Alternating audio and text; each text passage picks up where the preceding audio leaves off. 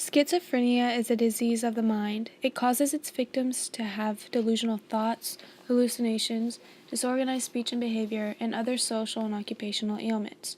To actually be diagnosed with schizophrenia, one must have at least 2 of those symptoms for at least 6 months. Schizophrenia is described as a problem of cognition where its victim loses touch with reality. They feel like they're living in sort of an unreal dream world, and a person with depression would be described as living by dreaming unrealistically about their life. Schizophrenic people have a difficulty meeting life's demands. Some symptoms they have is incoherence, disturbances of affection, movement deterioration, functions declining, and diverted attention. Oftentimes, psychologists think the schizophrenic developed due to environmental interactions they encounter, genetics, and biochemical factors. There are different types of schizophrenia. They include paranoid, catatonic, disorganized, undifferentiated, and remission. Lionel Aldridge had a case of paranoid schizophrenia. Lionel was drafted by the Green Bay Packers after being a standout at Utah State. He played for 11 years, very successful. He won 2 Super Bowls and played his last 2 years with the San Diego Chargers. When his football career ended, he turned to broadcasting, analytic work, and soon became a sports reporter for NBC.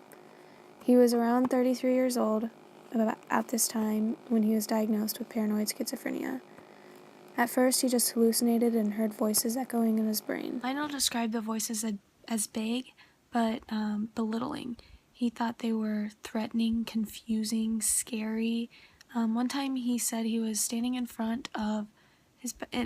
his bathroom, looking at himself in the mirror, when he heard from another room a voice call out and shout out at him, "You're not a good family guy. You don't take good care of your family." And he shouted back at this voice and said, "That's bull." And then he went around frantically searching his house to see if he could find this person that was yelling at him. This scared his wife, it scared his kids, and it caused him to eventually lose them, and he wasn't a big part of his girl's life, which he really regrets and is sad about. He always felt as if he was being watched and as if everybody knew exactly what was going on in his head, and he didn't like that. Like I said, it messed with his relationships with his families. He got snippy with random people on the street. He didn't talk to his friends anymore, and these voices eventually caused him to move from Milwaukee. He would hop around the states, living in hotels, living out of his car, and eventually he just lived in fields with $100 and mooched off of people if he could. He'd work odd jobs to try and get money, but nothing ever kept him satisfied. He realized he had absolutely nothing left.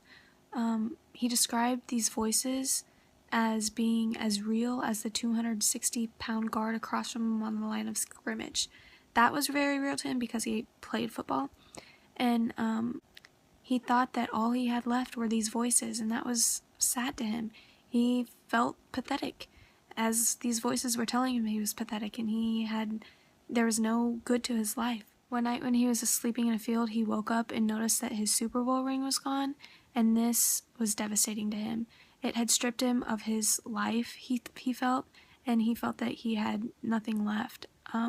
He just sat there and yelled for help and whelped. He was willing to accept help from anybody.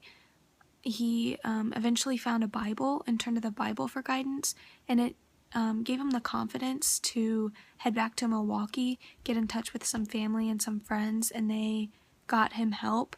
They put him into a mental hospital, and here he got therapy and he got medication and started his cure. He described himself as being cured, but professionals say that paranoid schizophrenia doesn't have a cure. So after going through some relapses and difficult times, he learned how to turn the voices into positive thoughts about himself. So if he would hear these voices, he would say, they were saying, "Oh, he was a football player. He was such a great football player. It's nice to meet him." Or, "He had schizophrenia and he overcame it." Lionel ended up dying at the age of 56 from congestive heart disease, and he said that before he died, he said that he had finally reached peace and didn't hear these voices anymore, which is pretty awesome, and he was finally able to rest in peace.